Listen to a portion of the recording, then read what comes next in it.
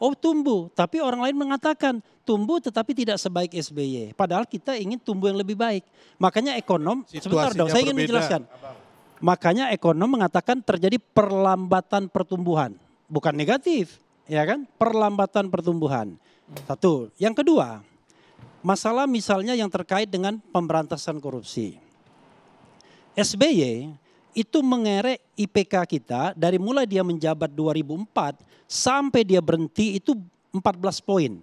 Dari 20 ke 34. Jokowi pada periode pertama berhasil sampai 40 di 2018-2019. Tetapi sekarang 2 tahun terakhir tinggal 34 lagi. 34 itu adalah peninggalan dari SBY. Maka orang mengatakan yang namanya pemberantasan korupsi jalan di tempat. Seperti kita main treadmill. Saya tidak mengatakan gagal, tapi jalan di tempat. Tapi kalau kita bicara dimensi waktu, kalau kemarin sama dengan hari ini rugi kita. Kan begitu? Oke. Indikator berikutnya utang luar negeri. Utang pemerintah.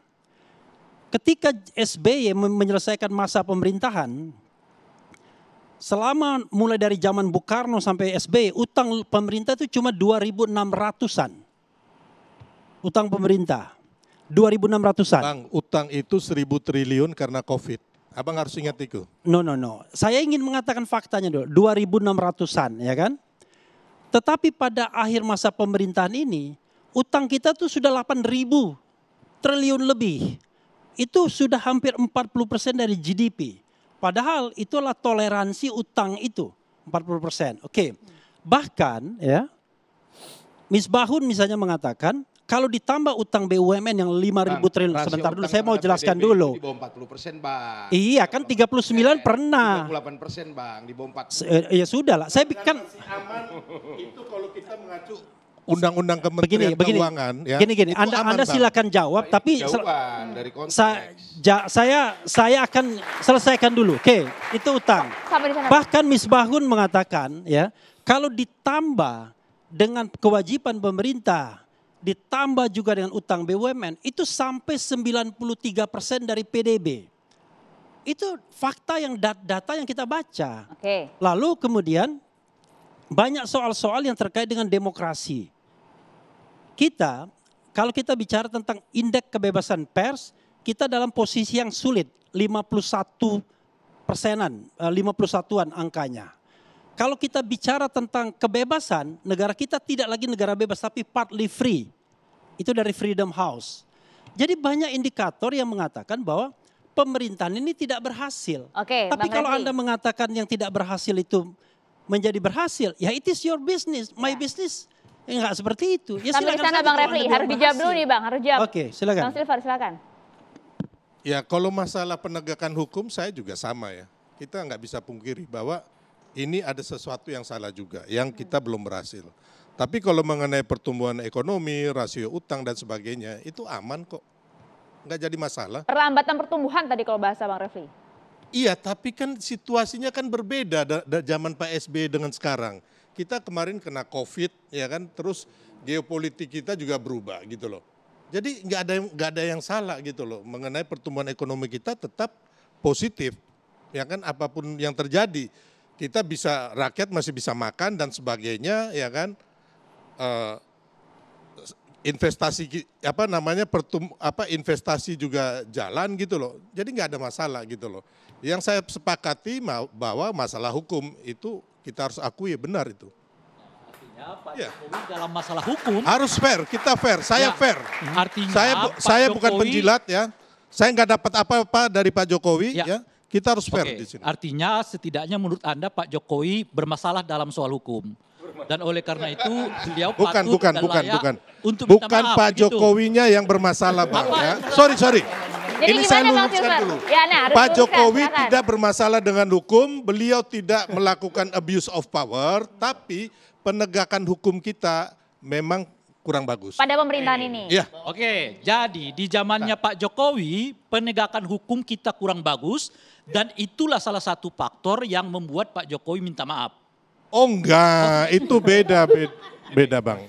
Ya, Bang Panel. Bukan itu ya. Jadi intinya begini, Bang, bahwa Presiden kemarin minta maaf itu karena situasinya acara keagamaan ya, tidak bisa memuaskan semua pihak. Tapi Itu bukan dulu. formalitas kan Bang? Bukan, itu dari hati seorang negarawan yang rendah hati gitu loh. Yang kedua, beliau mengajak sama-sama kita berdoa demi kebaikan bangsa. Baik, kita beralih ke Bang Panel, tadi poinnya sudah diulang Bang. Gini. Ini yang didiskusikan kan tadi permintaan maaf presiden dan wakil presiden di sebuah acara. Sementara ekspektasi dari 3 kawan saya ini adalah pertanggungjawaban. Ya ABCD. Boleh lebih dekat Bang? Ini jadi nggak ketemu gitu loh. Soal indikator tadi Bang. Iya, Indikator yang disebut Bang kejauhan. Ini kan Ngomongin yang kita konteks diskusikan.